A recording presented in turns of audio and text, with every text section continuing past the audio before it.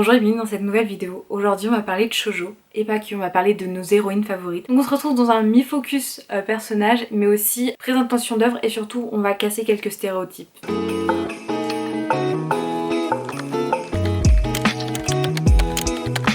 Dans l'univers du shoujo, il y a quand même des héroïnes que beaucoup de personnes peuvent trouver ennuyantes.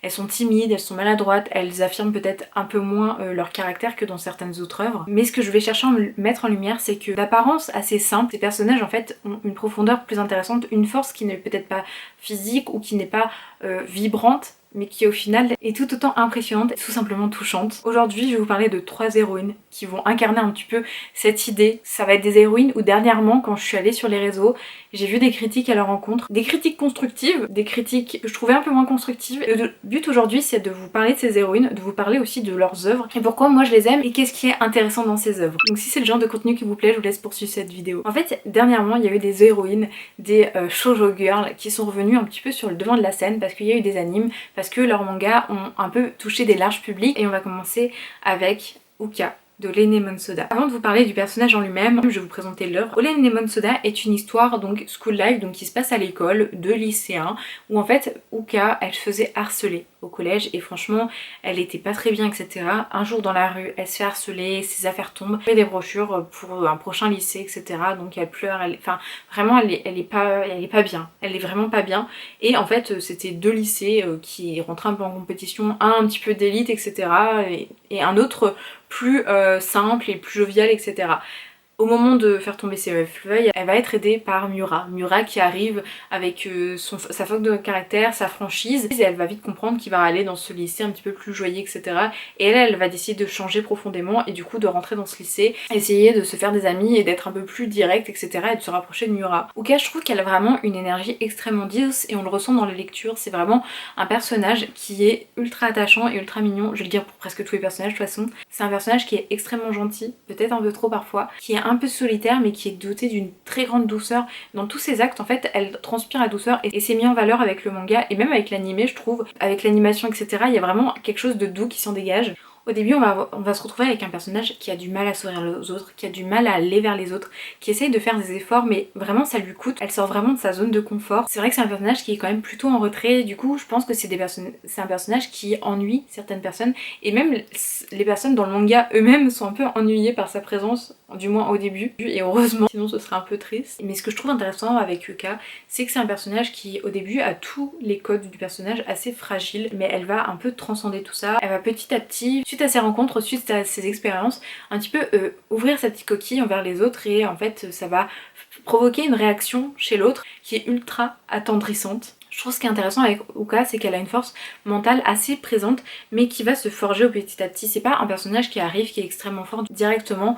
Donc je pense que c'est aussi pour ça que c'est un personnage qui va un petit peu ennuyer les arguments apportés par les gens qui n'aiment pas le personnage et qui n'aiment pas le manga. Ce qui est tout à fait normal, je le rappelle, on peut pas tout aimer, mais c'est un peu pour montrer genre ce qu'on lui reproche et ce qui en fait moi me plaît, parce qu'en fait on va reprocher le fait qu'elle soit extrêmement réservée comme je vous ai dit et que elle prend du temps un petit peu pour s'ouvrir aux autres et tout et que bah au final elle parle assez peu, elle est quand même plutôt discrète, ce qui au final moi me plaît parce qu'on a une personnage qui ne change pas du jour au lendemain mais petit à petit. Donc elle va prendre cette force mentale et au début ça va être quelque chose interne ou un changement déjà dans sa tête, mais ensuite avant de passer à l'acte il lui faut du temps pour qu'elle amagasine les informations et qu'elle se mette en avant, et des fois ça va être de manière spontanée, des fois c'est pour aider et en fait ça va être son caractère qui va agir sur ça.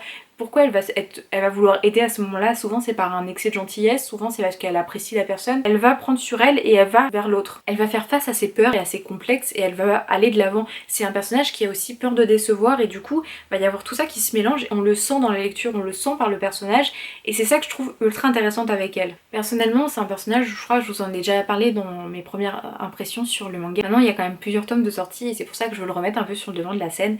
C'est que c'est un personnage, je pense que si je l'avais lu quand j'étais au collège, ça m'aurait fait du bien. C'est le personnage qui peut te réconforter, que tu sois jeune, tu te dis que tu peux prendre exemple sur elle, c'est un exemple parce que c'est un personnage qui souffre, mais en même temps c'est un personnage qui va vers les autres, qui va grandir et qui va faire face à ses peurs, à ses complexes comme je vous l'ai dit, et qui va aller de l'avant. Et en même temps c'est pas évident, c'est pas facile, mais elle le fait quand même. Et tout ça c'est réconfortant. Et en même temps des fois elle va pleurer, elle va le faire, mais en fait elle va pleurer derrière. Ça me fait penser un peu aux personnes qui sont sensibles et qui vont, s'ils sont en confiance, s'énerver contre toi, mais juste derrière en fait ils vont pleurer. Je parle en connaissance de cause, mais c'est le genre de choses qui moi me touche. Je me dis si j'aurais lu ça en étant jeune, je me serais identifiée à elle et je pense que ça m'aurait fait du bien. Et en étant adulte, je vois dans Yuka quelque chose d'assez attendrissant et je me retrouve un peu dedans, la version plus jeune de Mélène, et ça fait du bien. C'est le genre d'héroïne qui est vrai tout simplement. Et c'est pour ça que je pense que les personnages qu'on dit souvent ennuyants, c'est des personnages aussi qui sont assez vrais, qui ont cette sensibilité, cette force qui est mentale. Et du coup en fait on peut pas avoir toujours des personnages ultra badass etc.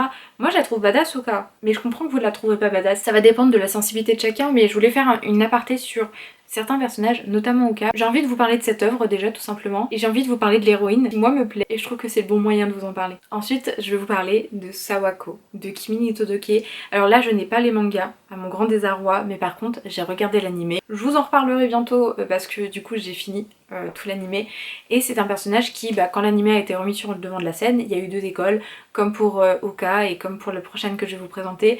Des gens étaient trop contents de la retrouver, d'autres gens ont dit non mais c'est gnangnan, ce que je peux comprendre, mais en même temps c'est ce qu'on aime. Kimi no Todoke en fait c'est l'histoire d'une jeune fille qui s'appelle Sawako qui fait assez peur.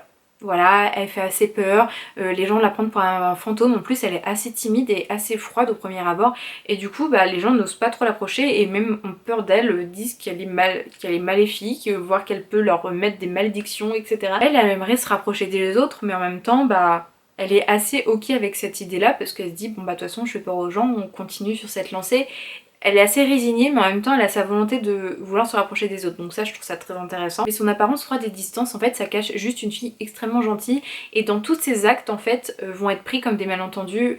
Le fait qu'elle va ramasser les affaires de quelqu'un, on va l'impression qu'elle maudit ses affaires. C'est vrai que c'est un peu compliqué parce qu'elle n'arrive pas à se faire comprendre par ses camarades et du coup elle n'arrive pas à se faire apprécier, alors que elle aimerait bien pouvoir se lier avec les autres. Les gens vont avoir peur d'elle alors qu'au final elle est juste très empathique et très gentille, parfois très naïve aussi, mais en même temps c'est ce qui fait sa force. Notamment on dit souvent que les personnages naïfs sont ennuyants etc. Je peux le concevoir si vous n'aimez pas ça, mais c'est vrai que moi j'aime beaucoup les personnages naïfs. Luffy est un personnage naïf en fait, il voit que le bien dans ce monde et ce qui n'est pas bien ils le mettent de côté on va dire, ou veulent le changer. Je trouve que ça donne des dynamiques assez intéressantes.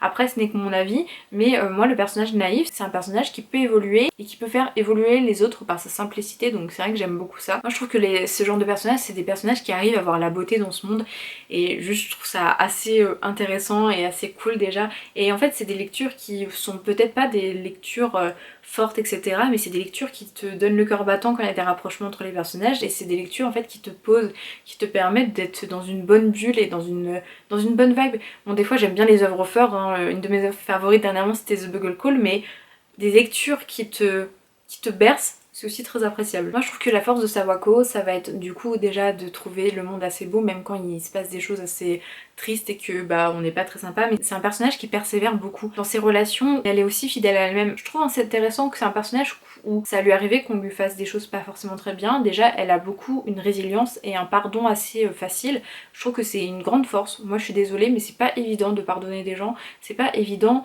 d'avoir cette force de résilience ou d'accepter certaines choses qui t'ont heurté et de pouvoir avancer tout de même avec ça. Donc moi déjà, je lui dis chapeau parce que c'est vraiment pas facile, mais le fait qu'elle veuille toujours aller vers l'autre et essaye de trouver le point d'ancrage pour toujours entretenir ses relations, je trouve ça très très cool. Même si elle est maladroite, elle fait des efforts et ça on peut pas lui reprocher. Elle va surmonter la solitude et le nombre incommensurable d'incompréhensions, et on va se rendre compte qu'en fait la force, c'est pas forcément une force physique, mais ça va être la force de s'ouvrir aux autres et de pouvoir un petit peu être qui on est, ne pas changer et pouvoir aller vers de l'avant. Entre Sadako et Uka, on va faire une petite parallèle, pas dans le sens comparaison de deux personnages assez bruts, mais en fait ils sont assez similaires sur plein de points, mais quand Uka essaye de trouver un peu qui elle est et de sortir de sa zone de confort, Sadako reste comme elle est et cherche à s'ouvrir aux autres et à sortir de sa zone de confort aussi, mais en fait c'est dans une autre nuance. C'est assez subtil, mais je trouve que quand on voit les deux œuvres, on s'en rend compte quand même. Et pour finir, on va finir avec Miyo.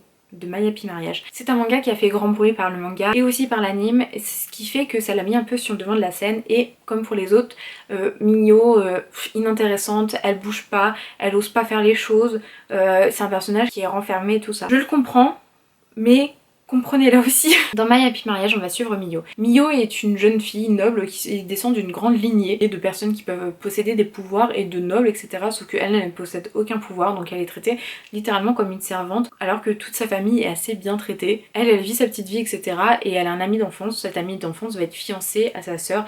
Et c'est vrai que elle le vit assez bizarrement parce que peut-être qu'elle espérait autre chose de cet ami d'enfance. C'est à ce moment-là qu'elle va être engagée dans des fiançailles avec le chef de la famille Kudo qui aussi possède des grands pouvoirs, etc. Et sauf que à chaque fois ces fiançailles se passaient très mal, il est assez mal vu on va dire dans un sens et très bien vu dans un autre. Et du coup elle va se retrouver là-dedans alors que très clairement elle n'a pas été élevée vraiment comme une noble et du coup c'est un petit peu compliqué. Sa famille l'a un petit peu envoyée à l'abattoir chez les Kudo sans vraiment penser à ce qu'elle voulait et du coup elle se retrouve dans ce mariage arrangé. Ce que je trouve intéressant du coup déjà dans cette œuvre, c'est l'histoire en elle-même avec le scénario. C'est quand même un peu plus complexe, il y a un peu d'action, il y a vraiment ce côté où on va suivre la relation certes, mais on va suivre aussi l'univers et les différents enjeux politiques. Donc là on se retrouve sur une œuvre un peu plus complexe. Les deux autres c'était full relation que ce soit amicale et amoureuse, c'est des relations sociales etc. Et c'est très cool, très sympathique. Là on a quand même sur un autre enjeu et on se retrouve sur un Japon ancien etc. Donc déjà on est sur une différence de scénario. Par contre Mio c'est je trouve un personnage tellement fort et pourtant on la considère comme un personnage extrêmement faible et je peux le concevoir surtout sur les premiers tomes, mais en fait ce qui va être intéressant c'est l'évolution de ce personnage. Mio en fait c'est pas un personnage assez simple, c'est un personnage qui avait vécu quand même pas mal de souffrances avec son ancienne famille, avec sa belle famille etc. On a un personnage qui littéralement est brisé au début, qui est vraiment malheureuse, elle a perdu sa mère, elle n'a pas de pouvoir, elle est vraiment traitée comme une moins que rien, mais au final elle s'en rend pas forcément des fois compte parce que c'est dans ses quotidiens, sauf que quand elle va être envoyée dans la famille Kudo, celle-ci va s'en rendre compte et en fait elle va évoluer. Alors c'est un personnage qui littéralement est brisé, mais elle n'est pas détruite. Et c'est ça en fait la nuance qui est intéressante, c'est qu'on a un personnage qui vraiment, on comprend au début que c'est un personnage qui a souffert et qui a des réactions d'un personnage qui n'a pas été bien et d'ailleurs qui en fait peut-être un peu trop parfois. C'est un personnage qui aurait pu avoir deux chemins de vie, soit le chemin de la vengeance envers sa famille etc, envers pas mal de choses et on aurait pu trouver un personnage extrêmement fort et extrêmement dans une quête etc, ce qui aurait pu être intéressant et ce qui aurait peut-être plu à pas mal de monde, ou alors on aurait pu trouver un personnage comme Mio qui va essayer de se reconstruire. Et je trouve que c'est quand même assez fort de pouvoir avoir cette résilience, de se dire j'ai vécu ça, je le vis très mal, mais maintenant je veux me reconstruire et je veux vivre. Je veux vivre et je veux me battre pour ce que je suis, je veux battre pour me trouver, je veux battre pour essayer de pouvoir communiquer ce que je désire. Elle a cette douceur mais brute où elle essaye de faire au mieux, elle va se tromper, elle va échouer et ça va prendre du temps. C'est pas quelque chose qui va changer du jour au lendemain et c'est ça que je trouve intéressant avec ce personnage, c'est qu'on a un personnage qui certes a son bagage émotionnel, a son histoire qui est lourde, veut se reconstruire, mais ça se passe pas comme ça et en fait des fois elle va avancer, puis reculer, tomber. Et en fait ça fait un personnage très vrai. Si on enlève le côté surnaturel et tout ça, on a un personnage quand même qui a souffert sincèrement et qui veut avancer et c'est pas évident. Et c'est le genre d'histoire que tu pourrais lire partout, mais en même temps il y a ce côté divertissant avec le surnaturel, avec leurs relations, avec les faces et tout ça, mais moi c'est un personnage qui m'a vraiment serré le cœur, qui m'a torturé les boyaux etc. Peut-être que l'anime met pas autant en valeur tous ces aspects là, mais je vous jure que dans le manga, des fois c'est lourd comme lecture. Peut-être qu'en tant que femme et en tant que personne sensible, et je prends aussi le temps dans mes lectures etc, je suis peut-être plus touchée, mais moi je trouve que quand même elle en a chié, hein. On va dire les termes, elle en a chié et je trouve qu'elle essaye de faire au mieux. C'est pas évident mais elle essaye. Et franchement on peut pas lui retirer. C'est sur ces derniers mots que je vais conclure, c'est laïus sur ces trois personnages que j'aime d'amour. Alors je pense pas que ça a été une vidéo très longue mais je pense que j'avais envie de le faire, j'avais envie de parler de ces œuvres un peu plus en profondeur, pas de tous les aspects mais de leurs héroïnes et ces héroïnes qui me touchent et auxquelles parfois on s'identifie et parfois non. Yuka, Sawako et Mio, bien qu'elles peuvent sembler faibles et même ennuyante au premier abord, nous montre que la véritable force n'est pas forcément dans des actions super impressionnantes. Je trouve que leur force est dans leur capacité à aimer, à être résilient, à avoir du courage et à grandir malgré des faiblesses qui pourraient être apparentes et des histoires de vie qui sont plus ou moins compliquées. Je trouve que c'est vraiment des exemples de courage et de sensibilité, des valeurs auxquelles je suis touchée. C'est pour ça que j'aime autant ces personnages et autant ces histoires. J'espère que j'ai réussi à vous donner mon point de vue, que vous ayez apprécié cette vidéo. Je vous remercie d'avoir regardé cette vidéo. N'hésitez pas à me dire si vous connaissez ces œuvres, si vous connaissez ces personnages, si vous les aimez, si vous les aimez pas. Je le rappelle, c'est normal de ne pas forcément les aimer et de ne pas aimer ce genre de personnages. Moi, c'est des personnages que j'aime bien, mais je comprends qu'il y ait des personnes qui les trouvent ennuyants. En tout cas, merci d'avoir regardé cette vidéo. N'hésitez pas à liker, vous abonner, commenter, ça me fera un énorme soutien et un énorme plaisir sur cette petite chaîne. Je vous souhaite une très bonne journée et surtout, prenez soin de vous.